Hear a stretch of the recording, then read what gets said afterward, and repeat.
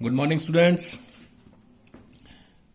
एक बार फिर से छुट्टियां हो गई तो हम यूनिट का फोर्थ का बी पार्ट स्टार्ट करेंगे आज। Alternating current. हमने फर्स्ट पार्ट किया था, इसका नाम था इलेक्ट्रोमैग्नेटिक इंडक्शन। इसका सेकंड पार्ट है अल्टरनेटिंग करंट। क्लियर? अब अल्टरनेटिंग करंट है क्या आपके पास? इट इज दैट करंट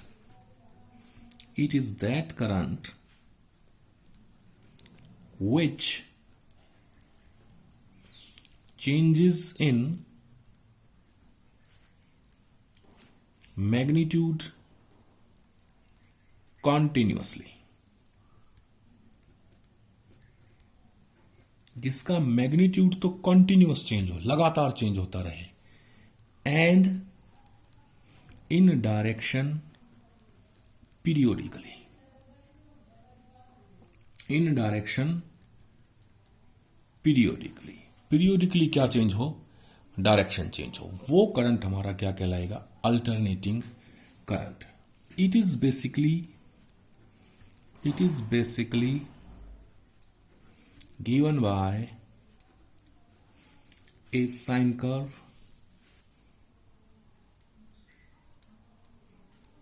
और कॉस कर्व। इसको हम साइन कर्व या कॉस कर्व से दे सकते हैं। For example, I is equal to I node sine omega t. Clear? अब मान लीजिए इसमें if omega t is equal to 0, omega t की वैल्यू 0 है तो sine 0, then I will be equal to 0। Omega t is equal to pi by 2, omega t pi by 2 है, sine 90 pi by 2 1, then I is equal to I nought. Omega t is equal to pi, then I is equal to 0, sine 180 again 0। Omega t is equal to 3 pi by 2, sine 270 3 pi by 2 -1, then I is equal to minus sine nought, ये -1 हो जाएगा sine omega. And omega t is equal to 2 pi, then I is again equal to 0, दोबारा 0 हो जाएगी। तो अगर हम एक कर्व लें इसका, किस के बीच में, ये I एंड ये omega t 0, pi by 2, pi, 3 pi by 2, 2 pi, और इधर ले लिया हमने आई नोड प्लस का माइनस साइन नोड।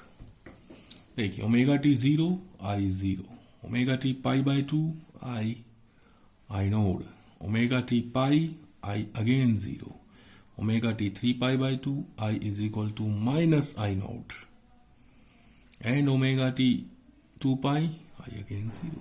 ठीक है? अगर मैं इस ग्राफ को कंप्लीट करूं तो this graph will be like that. Then this is alternating current. अब देखिए मैग्नीट्यूड इसका लगातार चेंज हो रहा है, पहले इतना था, इतना इतना इतना इतना, ये इसका मैक्सिमम मैग्नीट्यूड है। क्या है? मैक्सिमम वैल्यू आई नोट।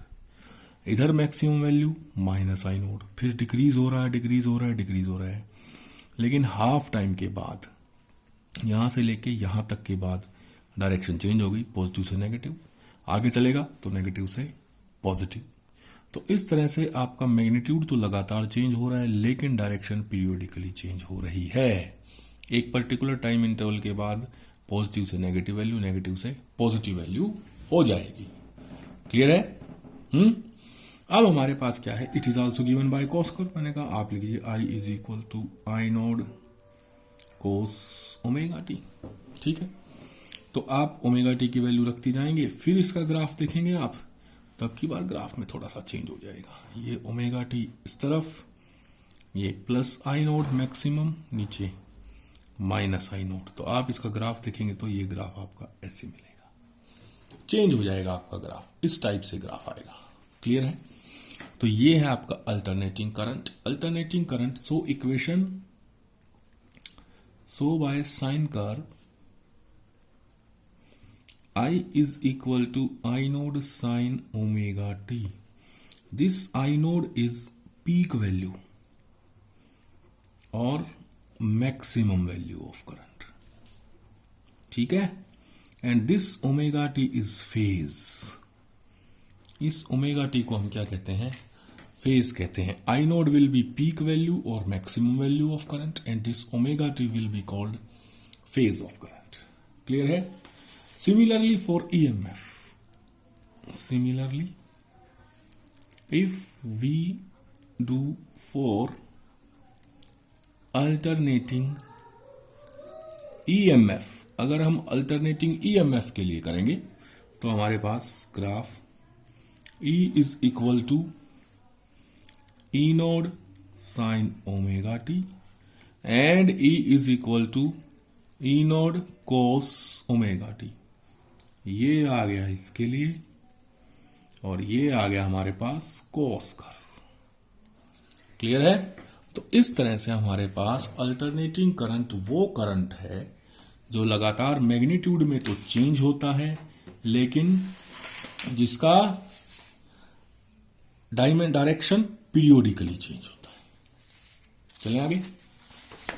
नेक्स्ट हमारा टॉपिक है, अब देखिए क्या हो रहा है आपके पास, वैल्यू है जो अल्टरनेटिंग करंट की, मैग्नीट्यूड लगातार चेंज हो रहा है, बढ़ रहा है, मैक्सिमम हो गया, घट रहा है। तो अगर आपको यहां से लेके यहां तक एवरेज वैल्यू निकालनी हो तो क्या करेंगे कि करंट की एवरेज वैल्यू क्या है? मैक्सिमम तो आपके पास आई नोड है जो बढ़ते बढ़ते मैक्सिमम हुई, घटते घटते मिनिमम होगी, 0। तो अब इस पूरे हाफ साइकिल, एक मैक्सिमम फिर माइनस में मैक्सिमम, तो ये पूरी साइकिल हो गई, एक पूरी साइकिल, ठीक है। तो हाफ साइकिल की एवरेज कितनी है और दोनों की मिलाकर फुल साइकिल की एवरेज कितनी है, ये निकालना चाह रहे हैं, ठीक है। क्लियर? तो नेक्स्ट टॉपिक है हमारे पास average value of AC alternating current. Average value of alternating current AC over a half cycle. एक हाफ साइकिल पे एवरेज वैल्यू ऑफ करंट क्या है? चलिए, हाफ साइकिल ऐसे ही थी हमारे पास, ये हाफ साइकिल थी 0 से T/2। जब ये पूरी हो जाएगी तो 0 से T। क्लियर? मैक्सिमम वैल्यू कितनी थी आपके पास? यहां थी आई नोड। हमें चाहिए ये एवरेज वैल्यू कितनी है, ठीक है। देन आई मीन वैल्यू या आई एवरेज वैल्यू, ये क्या होगा? इसकी फॉर्मूला होगा हमारे पास 0 से T/2, हाफ साइकिल की चाहिए हमें, आई डी टी अपॉन 0 से T/2 dt। क्लियर? बोलिए, आई की वैल्यू पुट कर दो, then I average will be equal to 0 से T/2, आई की वैल्यू आ गई I node sine omega t dt upon dt का इंटीग्रेशन t, ये हो गया हमारे पास 0 से T/2 equal to I node बाहर ले आए, सिर्फ साइन ओमेगा टी का होगा क्योंकि डी के साथ टी है। आई नोड बाहर आ गया, साइन ओमेगा टी का integration minus cos omega t, ठीक है। और ओमेगा टी का डिवाइड हो जाएगा ओमेगा, 0 से T/2, नीचे टी की जगह ऊपर वाले limit T/2 minus 0। Clear? Sine omega t का minus cos omega t divide by omega. यहीं से आगे चलेंगे, I average is equal to, ये ऊपर जाएगा 2 हो गया, 2 आई नोड बाय ओमेगा बाहर आ गया, टी बाहर आ गया, ओमेगा टी। क्लियर? सॉरी, बड़ा टी। इस माइनस को भी हम क्या करते हैं? बाहर ले आते हैं, ये माइनस भी बाहर ले आए हम, ब्रैकेट में बच गया कोस ओमेगा टी। लिमिट रखेंगे टी की जगह ऊपर वाले limit T/2, cos omega T/2 minus के टी की जगह नीचे वाले लिमिट 0 माइनस के कॉस ऑफ 0। ठीक है, इसके बाद माइनस बाहर 2 I node by omega t into में कॉस ऑफ ओमेगा को लिख सकते हैं 2π/t इंटू में t/2 माइनस कोस 0 की वैल्यू 1, t से t गया, 2 से 2 कैंसिल, कोस पाई की वैल्यू -1, ठीक है। तो ये आ गया -2i0 ओमेगा टी इंटू में कोस पाई -1 -2 का 2 से मल्टीप्लाई प्लस का 4, ये आ गया 4i0 ओमेगा टी, ठीक है। अब आगे सोल्व करते हैं, ये आएगा 4i0 ओमेगा को लिख दिया 2π/t इंटू में t से t गया, 2 से 2 गया, ये आ गया 2/π इंटू में i0, ये आ गया 2/π 3.14 इंटू में i0। तो I average value is equal to I mean value is equal to 2/3.14 आ जाएगा 0.37 i0। This is the average value of the AC over a half cycle, ठीक है। 0.637 I0 is the maximum value. Now for complete cycle, पूरी cycle के लिए अगर हमें निकालनी हो, इसके लिए तो हमने निकाल ली 0.637 I0, नीचे वाले के लिए आ जाएगी -637 I0, ठीक है। और नेट वैल्यू क्या आ जाएगी, I average is equal to I mean is equal to 0। This is the average value for a complete cycle, 0 for a half cycle 0.637 I0, ठीक है। This is called expression for the average or mean value of AC over a half cycle. Now next topic है हमारा, the next topic will be mean value of root mean square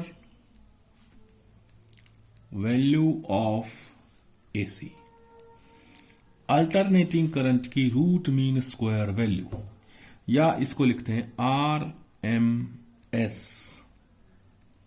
value of AC, root mean square value of AC। RMS का formula है आपके पास under root, mean है तो IDT integration 0 से T dt 0 से T, mean हो गई है। मीन के बाद स्क्वायर है, स्क्वायर कर दिया हमने और अंडर रूट कर दिया, क्लियर है। तो ये आ गया आपके पास रूट मीन स्क्वायर वैल्यू। अब इसको आगे सॉल्व करते हैं, ये लीजिए I की वैल्यू रख देंगे 0 से T I0 square sine square omega t dt upon I की वैल्यू रख दी I0 साइन ओमेगा टी, तो स्क्वायर हो गया I0 square sine square omega t, dt का इंटीग्रेशन t लिमिट I 0 से t, ठीक है। डी के साथ t वेरिएबल टाइम है तो सिर्फ साइन स्क्वायर ओमेगा टी का इंटीग्रेशन होगा, I0 स्क्वायर बाहर आ जाएगा, तो मैंने यही कर दिया। नेक्स्ट स्टेप में क्या कर दिया, I0 स्क्वायर को बाहर ले आए, ठीक है। यहां लिमिट रखती t-0, चलो नेक्स्ट स्टेप में कर देंगे। यह आ गया 0 से t sine square omega t dt upon limit रखी t-0 और सारे को किस में कर दिया 1 अंडर रूट में। इसको सोल्व करेंगे तो ये आ गया I0 स्क्वायर बाहर, ये बन गया t, क्लियर। और अंदर इंटीग्रेशन में आ गया आपके पास 0 से t sine square omega t dt complete in under root. कोई दिक्कत है, आगे चलें। IRMS is equal to I node square upon में टी इनटू में साइन स्क्वायर ओमेगा टी को फॉर्मूला बना दिया मैंने, क्या 1 minus cos of 2 omega t by 2 into में डी टी, और इंटीग्रेशन हो रहा है इसका 0 से टी, और complete term in the under root. ठीक है, अब हमने क्या किया, नेक्स्ट स्टेप, 2 को तो यहां ला सकते हैं बाहर, ये कर दिया I node square upon 2t, d t को कर दिया अंदर मल्टीप्लाई, डी टी का 1 से मल्टीप्लाई होगा, डी टी का क्या होगा, डी टी का 1 से मल्टीप्लाई हो गया तो डी टी आ गया। इंटीग्रेशन तो कंप्लीट का है, इंटीग्रेशन 0 से t, माइनस का sine cos of 2 omega t d T, integration 0 से t, ये सारा मल्टीप्लाई है किसके साथ, आई नोट स्क्वायर बाय 2t के साथ, और इस सारे को किस में बंद कर रखा है, अंडर रूट में। ठीक है, चलिए, ये तो आई नोट स्क्वायर बाय 2t यूं का यूं, dt का इंटीग्रेशन t लिमिट 0 से t माइनस 0, क्यों, क्योंकि इसका अपन इंटीग्रेशन करेंगे, because integration of cos of 2 omega t d t 0 से t will give equal to 0। आप प्रूव करेंगे, करके देख लीजिए, आपको इंटीग्रेशन आता है तो 0 आएगा आपके पास। ठीक है, तो ये आ गया आपके पास I R M S is equal to I node square by 2t into में t अंडर रूट, t से t cancel, I node square by 2, ठीक है, and I R M S is equal to I node into में 1 by root 2, 1 by root 2 आएगा 0.707 I node. तो आपके पास I R M S को ही आप कहते हैं I virtual, I R M S is equal to I virtual is equal to I effective. ये तीनों नाम आपके पास क्या हैं, किसके हैं, आर एम एस के। I R M S is equal to I virtual is equal to I effective, ये तीनों नाम आई आर एम एस के हैं, is equal to 0.707 I naught. ये आपकी वैल्यू है root mean square value of AC, R M S value of AC over a complete cycle. Clear, चलिए next चलें। अब हमारे पास टॉपिक आते हैं, अगर हम अल्टरनेटिंग करंट को अलग अलग सर्किट में से गुजारें, ठीक है, AC flowing through different circuits, AC अलग अलग सर्किट्स में से जाएगा। पहला हम गुजारते हैं एक रजिस्टिव सर्किट से, रजिस्टिव सर्किट। रजिस्टिव सर्किट का क्या मतलब है, हमने एक रेजिस्टेंस लिया और उसको एसी से जोड़ दिया। एसी का साइन ये है आपके पास, दिस इज, अगर आप बैटरी लगाते हैं तो अलग सिग्नेचर साइन है, एसी लगाते हैं अलग साइन है। तो हमने एसी लगाया, alternating EMF E node sine omega t, किसके अक्रॉस, एक रेजिस्टेंस के अक्रॉस, यहां से करंट चला और यहां आया। ठीक है, let a alternating source of EMF is applied across a AC circuit. ठीक है, then E is equal to IR, ohm's law, V is equal to IR, voltage current गुना रेजिस्टेंस। E की वैल्यू क्या लगाई हमने, E naught sine omega t is equal to I are.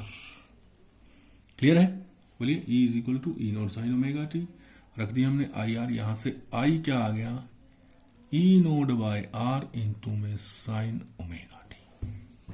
अब इस equation से by this equation value of I will be maximum, ज्यादा से ज्यादा होगी if sine omega t is equal to maximum is equal to 1, sine maximum हो। हमने graph किया था आई की मैक्सिमम वैल्यू क्या होती है, I node is equal to E node by R into में 1 is equal to E node by R. इसको कहा इक्वेशन नंबर 1, इसको कहा equation number 2। Put 2 in 1, put 2 in 1, put कर दो। ई नोड बाय आर की जगह क्या लिख दूं, आई नोड, है ना। इसमें ई नोड बाय आर की जगह क्या लिख दें, I node. I is equal to I node sine omega t is current obtained. हमें करंट क्यों लाया, I is equal to I node sine omega t. Voltage कितनी अप्लाई की थी हमने, वोल्टेज अप्लाई ये करी, E is equal to E node sine omega t is voltage applied. I is equal to I naught sin omega t is current obtained. E is equal to E naught sin omega t is voltage applied. Clear? Hence, neither E nor I, दोनों देखो omega T कोई plus pi by 2 minus pi by 2 किसी से भी आगे नहीं है, नोर आई lead और लैग बिहाइंड। यानी प्योरली रजिस्टिव सर्किट में ना करंट आगे जाता है ना ईएमएफ आगे जाता है, both go side by side. हमें यही प्रूव करना था कि प्योरली रजिस्टिव सर्किट में कौन आगे जाता है कौन पीछे रहता है, जबकि ना करंट आगे जा रहा है ना ही ईएमएफ आगे जा रहा है। क्लियर है?